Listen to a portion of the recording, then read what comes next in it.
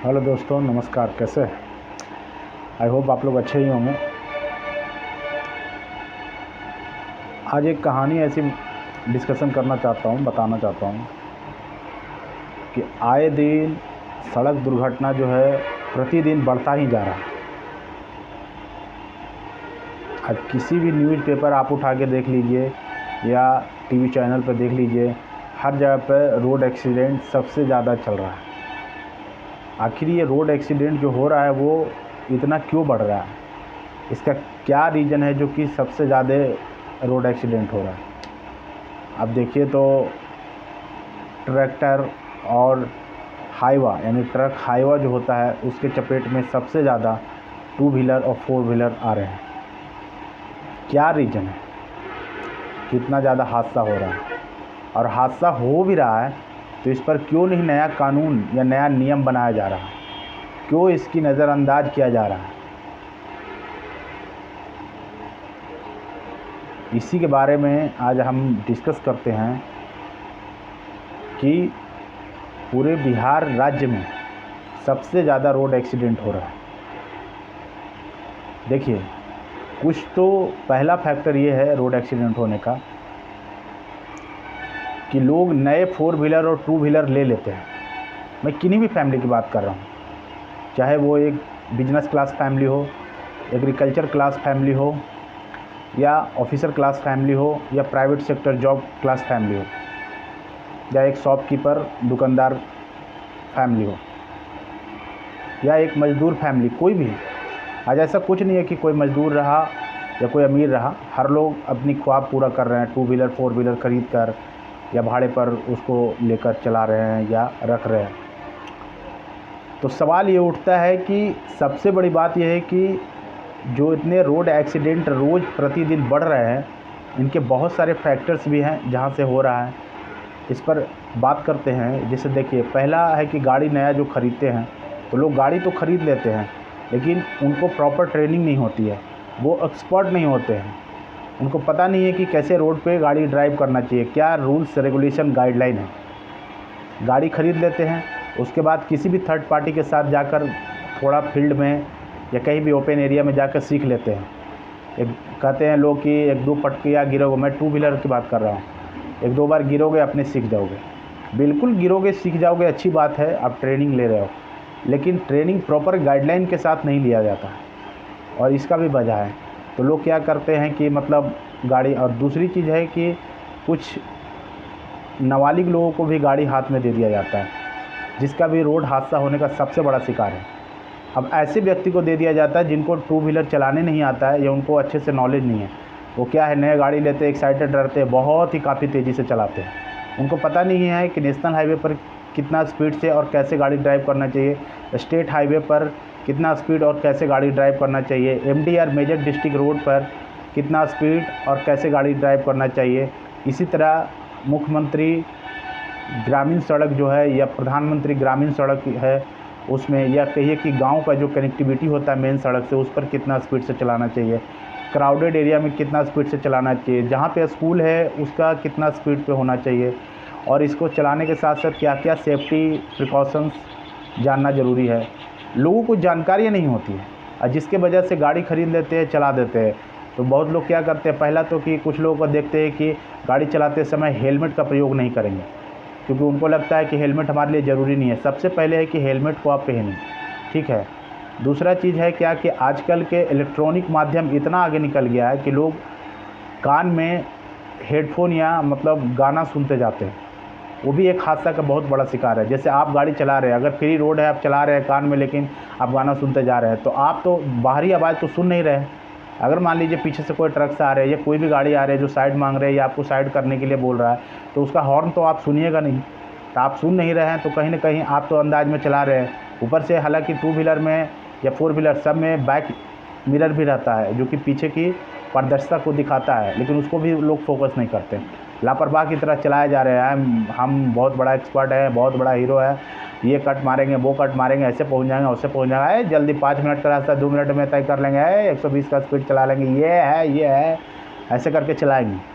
हालात क्या होगा, पीछे से जो गाड़ी आ रही है वो भी कहेगा कि भाई ये स्पीड में जा रहे हैं, हम भी चलो स्पीड में चलते हैं।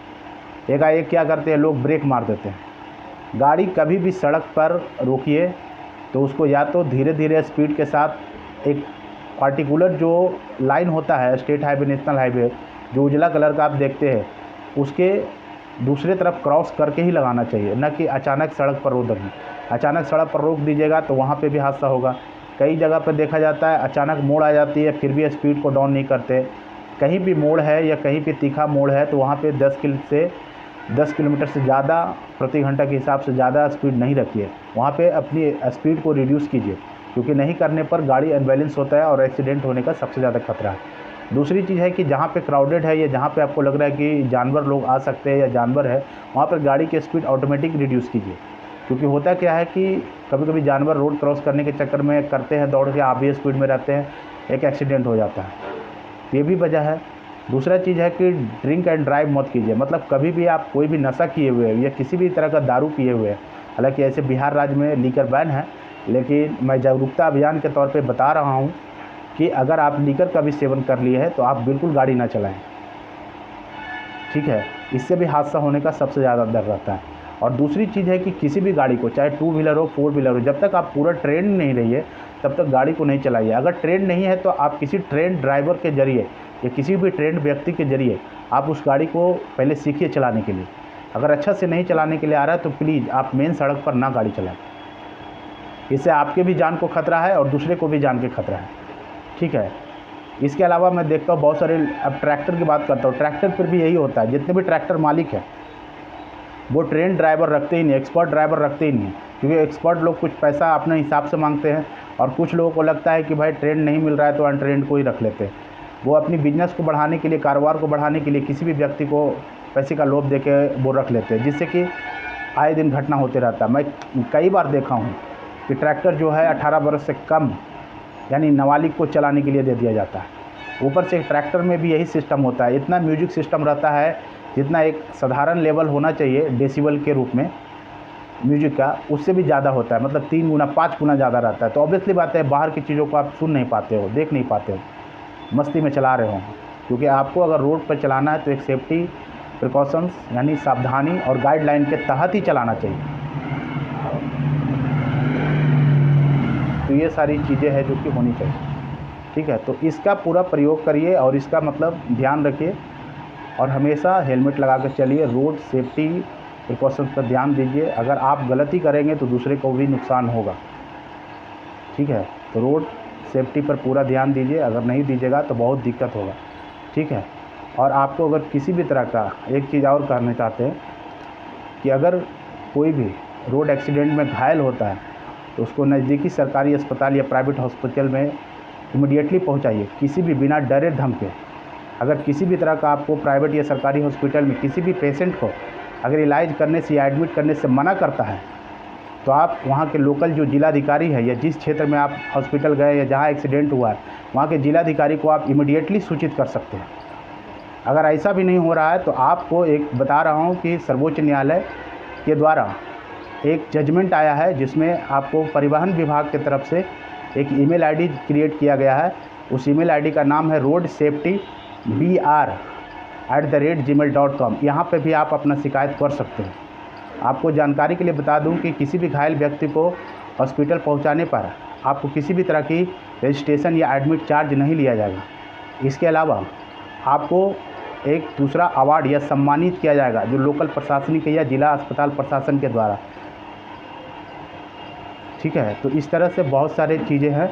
और अगर आपको किसी तरह का प्रॉब्लम है या किसी भी तरह का दिक्कत है हॉस्पिटल से तो आप लोग कृपया कर अपनी जिम्मेदारी लीजिए।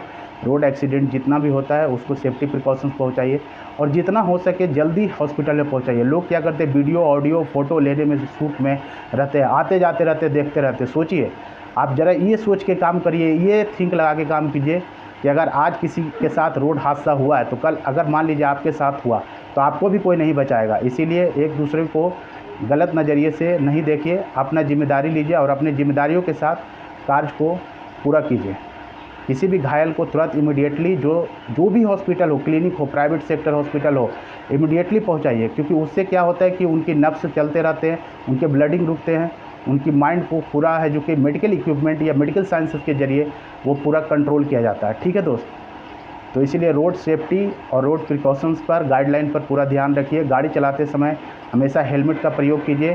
4 व्हीलर चला रहे हैं तो गाड़ी पे सीट बेल्ट ज़रूर लगाएं और ड्रिंक एंड ड्राइव नहीं करिए। किसी भी नशा कर आप गाड़ी ना चलाएं, इससे आपको भी जान मान का खतरा से बच सकते हैं और दूसरों को भी बचा सकते हैं। थैंक यू, धन्यवाद।